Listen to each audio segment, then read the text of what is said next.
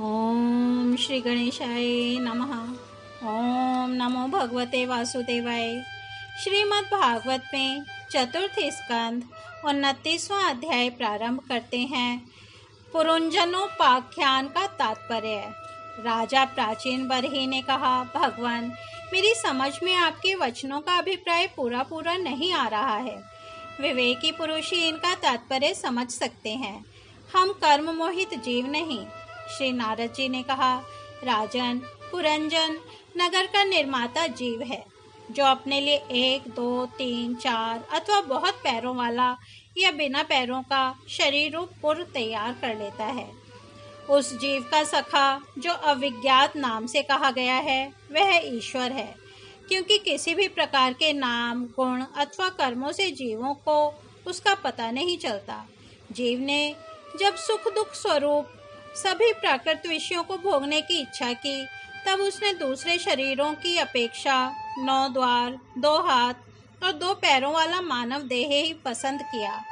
बुद्धि अथवा अविद्या को ही तुम पुरंजनी नामक स्त्री जानो। इसी के कारण देह और इंद्रिय आदि में मैं, मेरेपन का भाव उत्पन्न होता है और पुरुष इसी का आश्रय लेकर शरीर में इंद्रियों द्वारा विषयों को भोगता है। 10 इंद्रियां ही उसके मित्र हैं, जिनसे कि सब प्रकार के ज्ञान और कर्म होते हैं। इंद्रियों की वृत्तियां ही उसकी सखियां और प्राण, अपान, व्यान, उदान समान रूप 5 वृत्तियों वाला प्राणवायु ही नगर की रक्षा करने वाला 5 फन का सर्प है। दोनों प्रकार की इंद्रियों के नायक मन को ही 11वां महाबली योद्धा जानना चाहिए।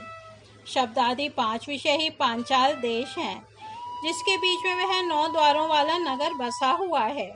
उस नगर में जो एक एक स्थान पर 2-2 द्वार बताए गए थे, वे 2 नेत्र गोलक, 2 नासा छिद्र और 2 कर्ण छिद्र हैं। इनके साथ मुख, लिंग और गुदा, ये 3 और मिलाकर कुल 9 द्वार हैं। इन्हीं में होकर वह जीव इंद्रियों के साथ बाह्य विषयों में जाता है।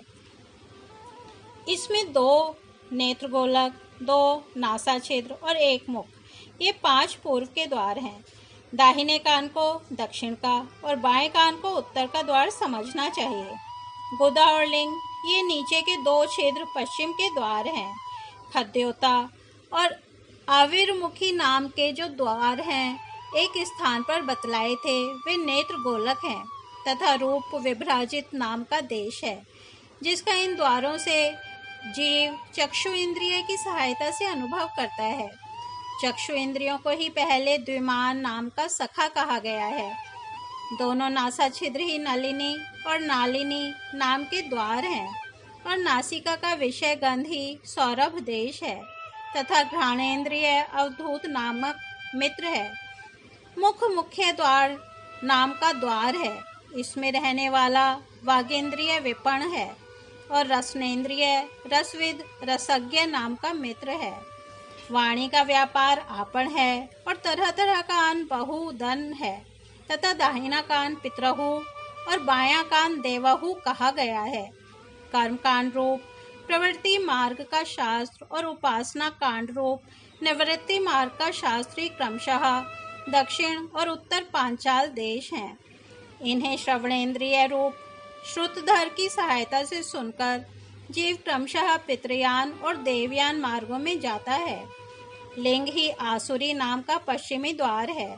स्त्री प्रसंग नामक भ्रामक नाम का देश है और लिंग में रहने वाला उपस्थेंद्रिय दुर्मुद नाम का मित्र है। गुदा नितृति नाम का पश्चिमी द्वार है। नरक वैशस नाम का देश है और गुदा में स्थित पायु इंद्रिय लुब्धक नाम का मित्र है। इनके सिवा 2 पुरुष अंधे बताए गए थे, उनका रहस्य भी सुनो। वे हाथ और पांव हैं। इन्हीं की सहायता से जीव क्रमशः सब काम करता और जहाँ तहाँ जाता है। हृदय अंतःपुर है, उसमें रहने वाला मन ही विशुचि अर्थात विशुचीन नाम का प्रधान सेवक है। जीव उस मन के सत्वादि गुणों के कारण ही प्रसन्नता, हर्ष रूप विकार अथवा मोह को प्राप्त होता है।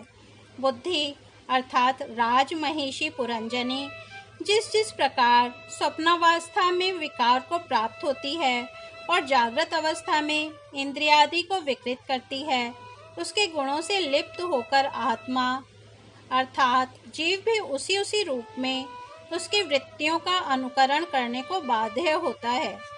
यद्यपि वस्तुतः वह उनका निर्विकार साक्षी मात्र ही है। शरीर ही रथ है, उसमें ज्ञानेंद्रिय रूप 5 घोड़े जुते हुए हैं।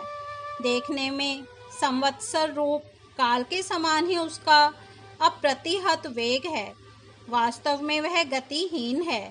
पुण्य और पाप ये 2 प्रकार के कर्म ही उसके पहिए हैं। 3 गुण ध्वजा हैं, 5 प्राण डोरियां हैं, मन बागडोर है, बुद्धि सारथी है, हृदय बैठने का स्थान है, सुख दुख आदि द्वंद जुए हैं, इंद्रियों के 5 विषय उसमें रखे हुए आयुध हैं और त्वचा आदि 7 धातुएं उसके आवरण हैं। 5 कर्मेंद्रियां उसकी 5 प्रकार की गति हैं। इस रथ पर चढ़कर रथी रूप यह जीव मृग तृष्णा के समान मिथ्या विषयों की ओर दौड़ता है। 11 इंद्रियां उसकी सेना है तथा 5 ज्ञानेंद्रियों के द्वारा उन इंद्रियों के विषयों को अन्यायपूर्वक ग्रहण करना ही उसका शिकार खेलना है।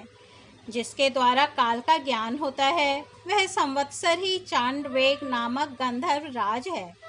उसके अधीन जो 360 गंधर्व बताए गए थे वे दिन हैं और 360 गंधर्वियां रात्रि हैं।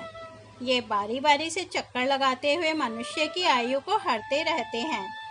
वृद्धावस्था ही साक्षात काल कन्या है, उसे कोई भी पुरुष पसंद नहीं करता। जब मृत्यु रूप यवन राज ने लोक का संहार करने के लिए उसे बहन मानकर स्वीकार कर लिया, आधि अर्थात मानसिक कलेश और व्याधि अर्थात रोगादि शारीरिक कष्ट, ये ही उस यवन राज के पैदल चलने वाले सैनिक हैं तथा प्राणियों को पीड़ा पहुंचाकर शीघ्र ही मृत्यु के मुख में ले जाने वाला शीत और उष्ण 2 प्रकार का ज्वर ही प्रज्वार नाम का उसका भाई है। इस प्रकार यह देहाभिमानी जीव अज्ञान से आच्छादित होकर अनेक प्रकार के आधि भौतिक, आध्यात्मिक और आधि दैविक कष्ट भोगता हुआ 100 वर्ष तक मनुष्य शरीर में पड़ा रहता है। वस्तुतः तो वह निर्गुण है, किंतु प्राण, इंद्रिय और मन के धर्मों को अपने में आरोपित कर मैं मेरेपन के अभिमान से बंधकर क्षुद्र विषयों का चिंतन करता हुआ तरह तरह के कर्म करता रहता है। यह यद्यपि स्वयं प्रकाश है, तथापि जब तक सबके परम गुरु आत्म स्वरूप श्री भगवान के स्वरूप को नहीं जानता, तब तक प्रकृति के गुणों में ही बंधा रहता है। उन गुणों का अभिमानी होने से वह विवश होकर सात्विक, राजस और तामस कर्म करता है तथा उन कर्मों के अनुसार भिन्न भिन्न योनियों में जन्म लेता है। वह कभी तो सात्विक कर्मों के द्वारा प्रकाश बहुल स्वर्गादि लोक प्राप्त करता है, कभी राजसी कर्मों के द्वारा दुख में रजोगुणी लोकों में जाता है, जहाँ उसे तरह तरह के कर्मों का क्लेश उठाना पड़ता है, और कभी तमोगुणी कर्मों के द्वारा शोक बहुल तमोमयी योनियों में जन्म लेता है।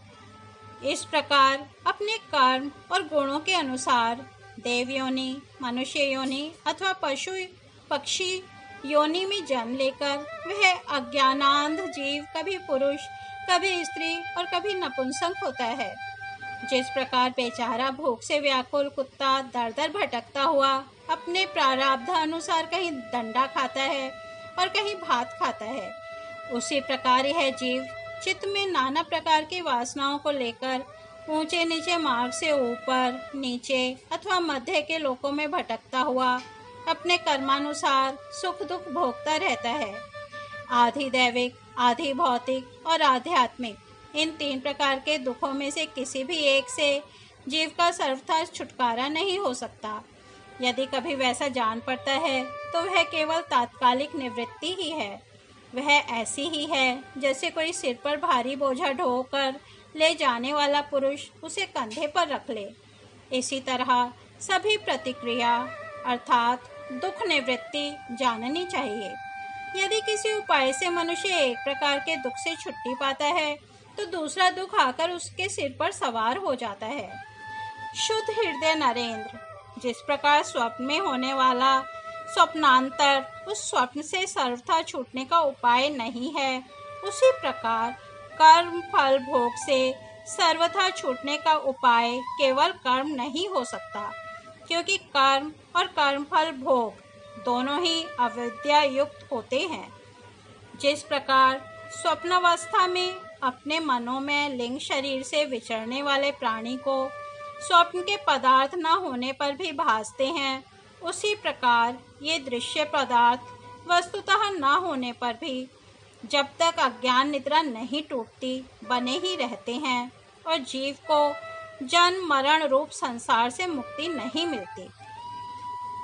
अतः इनकी आत्यांतिक निवृत्ति का उपाय एकमात्र आत्मज्ञान ही है। राजन, जिस अविद्या के कारण परमार्थ स्वरूप आत्मा को यह जन्म मरण रूप अनर्थ परंपरा प्राप्त हुई है, उसकी निवृत्ति गुरु स्वरूप श्री हरि में सुदृढ़ भक्ति होने पर हो सकती है। भगवान वासुदेव में एकाग्रता पूर्वक सम्यक प्रकार से किया हुआ भक्ति भाव ज्ञान और वैराग्य का आविर्भाव कर देता है। राजर्षे, यह भक्ति भाव भगवान की कथाओं के आश्रित रहता है, इसलिए जो श्रद्धा पूर्वक उन्हें प्रतिदिन सुनता या पढ़ता है उसे बहुत शीघ्र इसकी प्राप्ति हो जाती है। राजन, जहाँ भगवत गुणों को कहने और सुनने में तत्पर विशुद्ध चित्त भक्तजन रहते हैं, उस साधु समाज में सब और महापुरुषों के मुख से निकले हुए श्री मधुसूदन भगवान के चरित्र रूप शुद्ध अमृत की अनेकों नदियाँ बहती रहती हैं। जो लोग अतृप्त चित्त से श्रवण में तत्पर अपने कर्ण कुहरों द्वारा उस अमृत का चक्कर पान करते हैं, उन्हें भूख प्यास भय शोक और मोह आदि कुछ भी बाधा नहीं पहुंचा सकते। हाय, स्वभावतः प्राप्त होने वाले इस क्षुधा पिपासादि विघ्नों से सदा घिरा हुआ जीव समुदाय श्री हरि के कथामृत सिंधु से प्रेम नहीं करता। साक्षात प्रजापतियों के पति ब्रह्मा जी, भगवान शंकर, स्वयंभुव मनु, दक्षादि प्रजापति गण, सनकादि नैष्ठिक ब्रह्मचारी, मरीचि, अत्रि, अंगिरा, पुलस्त्य, पुलह, क्रतु, भृगु, वशिष्ठ और मैं, ये जितने ब्रह्मवादी मुनिगण हैं, समस्त वांग्मय के अधिपति होने पर भी तप, उपासना और समाधि के द्वारा ढूंढ ढूंढ कर हार गए, फिर भी उस सर्वसाक्षी परमेश्वर को आज तक न देख सके। वेद भी अत्यंत विस्तृत हैं, उसका पार पाना हंसी खेल नहीं है। अनेकों महानुभाव उसकी आलोचना करके मंत्रों में बताए हुए वज्रहस्तादि गुणों से युक्त इंद्रादि देवताओं के रूप में भिन्न भिन्न कर्मों के द्वारा यद्यपि उस परमात्मा का ही यजन करते हैं, तथापि उसके स्वरूप को वे भी नहीं जानते। हृदय में बार बार चिंतन किए जाने पर भगवान जिस समय जिस जीव पर कृपा करते हैं, उसी समय वह लौकिक व्यवहार एवं वैदिक कर्म मार्ग की बद्धमूल आस्था से छुट्टी पा जाता है। इस प्रकार श्रीमद् भागवत में चतुर्थ स्कंद 29वां अध्याय यहाँ शेष करते हैं। कल इसका शेष भाग सुनेंगे। तब तक यहीं विराम देते हैं। हरिओम तत्सत।